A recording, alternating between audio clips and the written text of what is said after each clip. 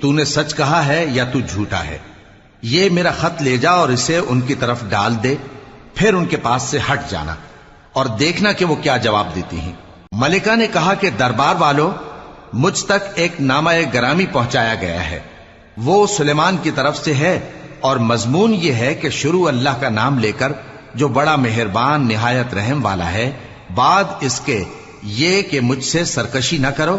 اور مطیع و فرما بردار ہو کر میرے پاس چلے آؤ۔ خط سنا کر کہنے لگی کہ اے اہل دربار، میرے اس معاملے میں مجھے مشورہ دو، جب تک کہ تم حاضر نہ ہو اور صلاح نہ دو میں کسی کام کا فیصلہ نہیں کیا کرتی۔ وہ بولے کہ ہم بڑے زوراور اور سخت جنگجو ہیں، اور حکم آپ کے اختیار میں ہے، تو جو حکم دیجیے گا اس کے انجام پر نظر کر لیجیے گا۔ اس نے کہا کہ بادشاہ جب کسی شہر میں داخل ہوتے ہیں تو اس کو تباہ کر دیتے ہیں اور وہاں کے عزت والوں کو ذلیل کر دیا کرتے ہیں